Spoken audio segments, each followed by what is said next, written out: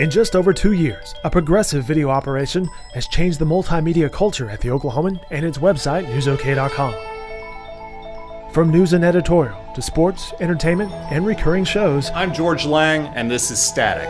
Video is another tool in our journalistic toolbox, allowing us to ratchet up our coverage in groundbreaking ways. I'm Ed Kelly, editor of the Oklahoman. With me from Washington is Chris Castile. We spend a lot of time here at the Oklahoman training newspaper reporters in using video cameras.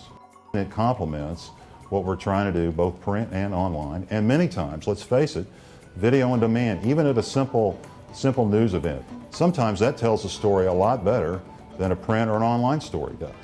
4 years ago, it was mostly about the print product.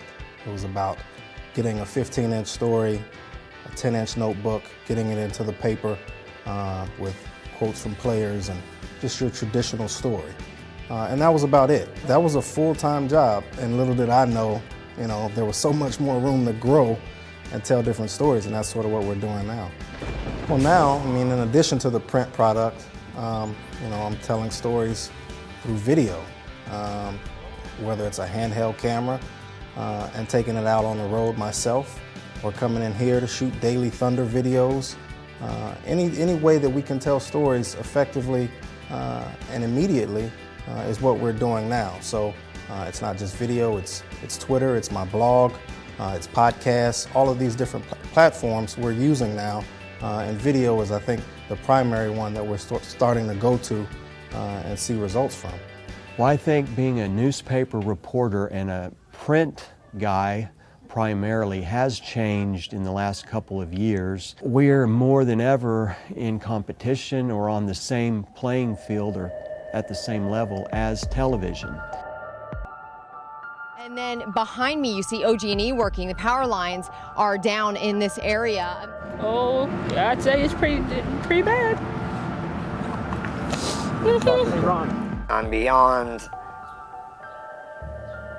the ability to save my leg, simply because I cannot stand the pain anymore. I'm constantly in pain. We're kind of journalism pioneers right now. This is all pretty new, I'd say, within the last year that we've really been trying to get video with almost every story, not just some stories. It's become a part of the job. We used our total approach to multimedia in combining video and social networking in covering 3 major news stories during a 2-month period: an ice storm, a tornado outbreak, and a firestorm. We use Cover It Live chat software to have real-time dialogue with our audience while streaming live video covering an event. We also feed Twitter posts and blog updates directly into the chat. During our ice storm coverage, users were asked on our chat and on Twitter for our drivers to navigate a specific road so everyone could see the conditions before embarking on the roads themselves. We eventually had 2,500 visitors log on to the chat.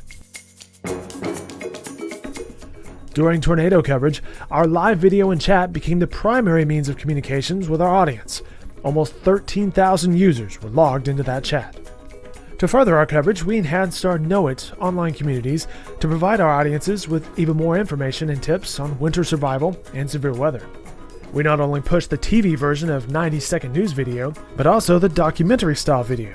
The Oklahoman is providing educational documentary-style videos, such as its In-Depth series and Stories of the Ages, where the video, research, and news departments combine to tell stories of lore in Oklahoma. 100 years after his death, Geronimo is still a controversial figure.